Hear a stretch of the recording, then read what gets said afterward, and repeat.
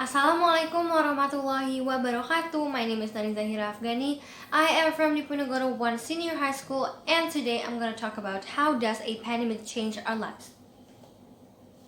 Ever since this coronavirus existed in Indonesia, we were forced to do our daily routine from home, including study and work.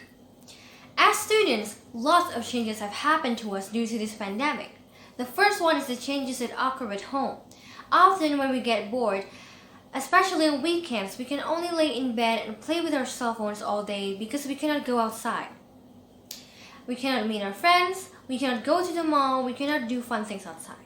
Even though we still can do those things, it won't be as fun or as great as it used to be since we have to follow some health protocols to keep us safe from the virus. The second one is the changes that happen to our social life. Ever since the pandemic occurs, we rarely have a chance to go outside and socialize with people. This causes some people to forget how to socialize because they stayed at home for too long. This will also affect for those who are just entering a new school. New students will experience difficulties making new friends since they cannot meet each other face to face.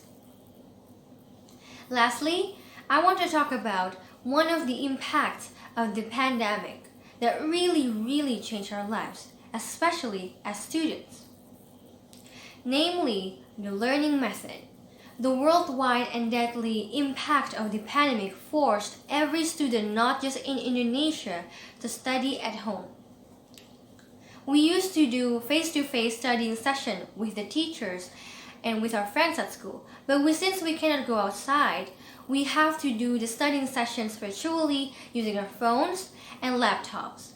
Students nowadays are required to use applications such as Google Classroom, Zoom, Google Meet, and so many other applications to make it easier for us to study.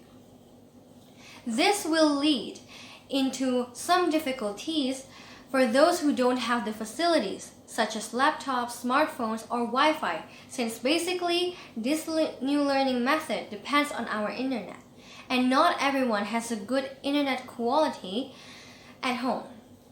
Another drawback of online classes is that it's easy for us to lose our focus. There are so many distractions at home. We have to learn how to study independently without being fully assisted and fully supervised by the teachers.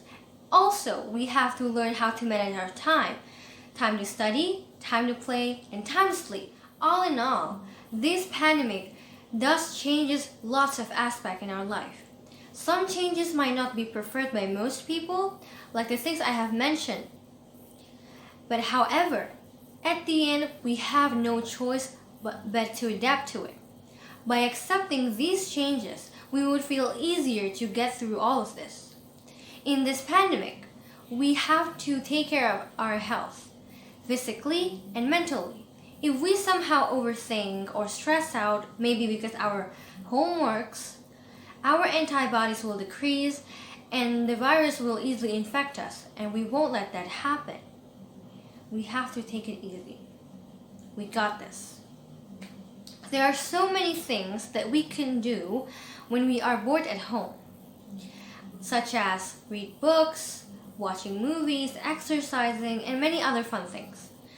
Don't just lay in your bed and play your phones all day. Get up, make your bed, drink some water, read some books, gardening, joking around with your family, make some video calls with your friend, or you can even meditate.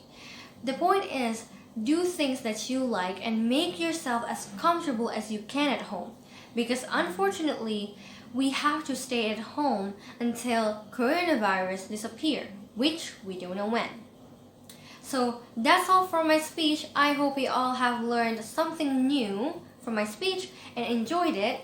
Thank you very much for your attention. Wassalamualaikum warahmatullahi wabarakatuh.